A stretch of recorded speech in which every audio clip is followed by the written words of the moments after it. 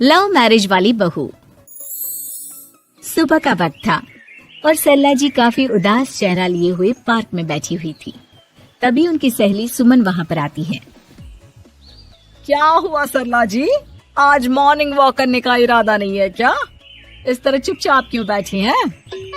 आई तो थी ये सोचकर कि पार्क में जाकर थोड़ी देर पहले टहल लूंगी, लेकिन क्या करूं, मन ही नहीं कर रहा। अरे सब ठीक है, तो इतनी परेशान क्यों नजर आ रही है?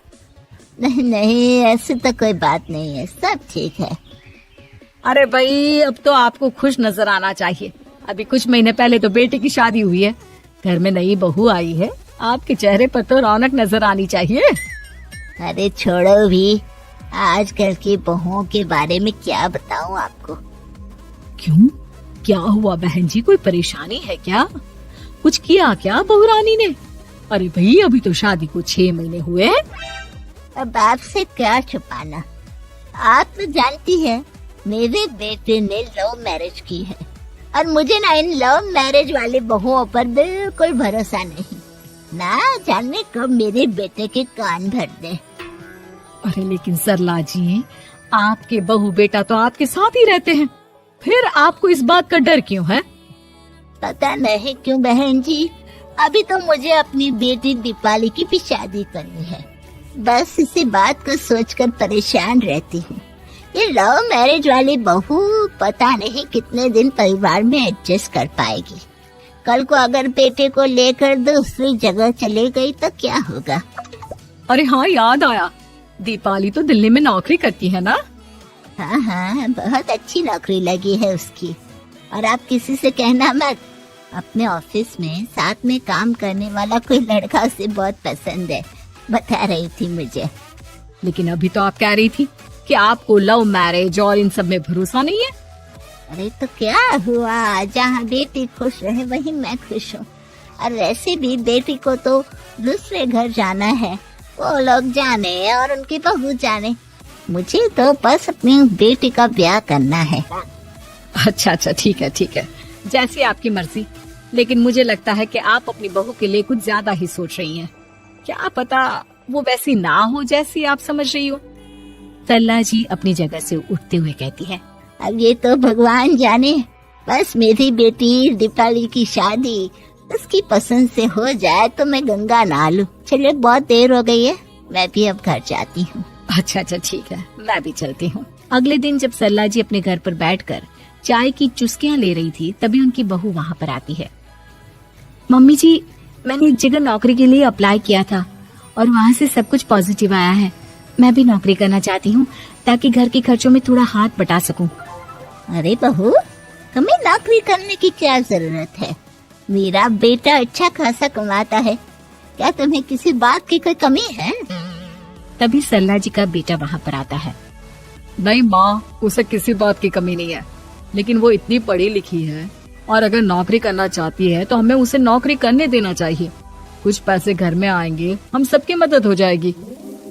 तुम तो ऐसे कह रहे हो बेटा जैसे ये घर तुम्हारी पत्नी की कमाई पर ही चलता है। अरे नहीं नहीं मम्मी जी, इनके कहने का ये मतलब नहीं है, बस मेरी ही नौकरी करने की इच्छा थी, इसलिए आपकी परमिशन चाहते हैं। अब भाई, मेरा बेटा तुम्हें लव मैरिज करके घर में लाया है, मैं तुम्हें कुछ कैसे कह सकती हूँ? जो मर्जी आए करो। सरला जी का बेटा और बहू वहाँ से चले जाते हैं। अब उनकी बहू नौकरी करना शुरू कर देती है। कुछ ही दिन बाद सरला जी की बेटी दिल्ली से अपने घर आती है और अपनी माँ से कहती है, माँ, मैंने आपको बताया था ना, मुझे अपने ऑफिस में साथ काम करने वाले एक लड़के से बहुत प्यार है, मैं उससे शादी करना चाहती हूँ। माँ, हाँ हाँ, तो मैंने कब मना किया? अगर तुम उसे पसंद करती हो तो उसके घर वालों को कहो, हम आपस में बात करके तुम्हारी शादी तय कर देते हैं। अरे लेकिन माँ, एक बहुत बड़ी परेशानी है। क्या परेशानी है बेटा?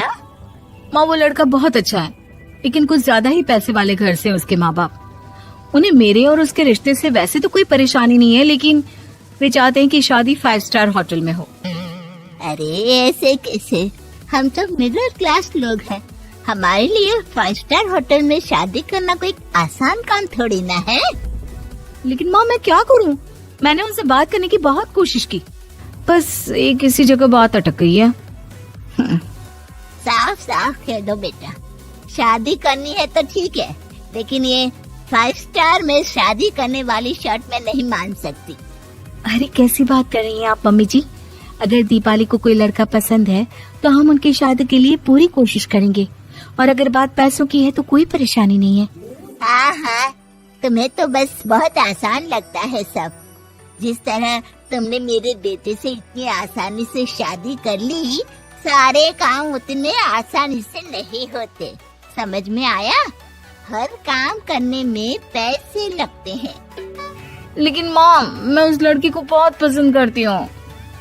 सही बात है बेटा, लेकिन तुम उस लड़के से साफ साफ कह दो, अगर उसे तुमसे शादी करनी है तो अपने घर वालों को मनाए।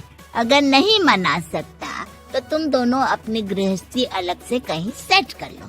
कोई जरूरत नहीं है अपने माँ बाप के साथ रहने की। मम्मी जी, ये आप क्या कह रही हैं?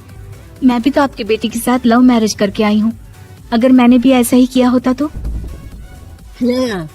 अब तो मुझे उल्टा जवाब देने लगी। देखो बहू, मैं तुम्हारी सास हूँ, मुझसे ठीक से बात करो। लेकिन माँ, भाभी ठीक तो कह रही हैं। हाँ, अगर बात शादी के खर्च की है तो मैं उस लड़के से कुछ कह सकती हूँ, लेकिन उससे अपने घर वालों से अलग होने के लिए कहना, ये सही होगा क्या? आप तो समझिए माँ। और वैसे भी मम्मी जी, मैंने कुछ महीने पहले जॉब करना शुरू कर दिया था और अपनी पूरी सैलरी बचा कर रखी है।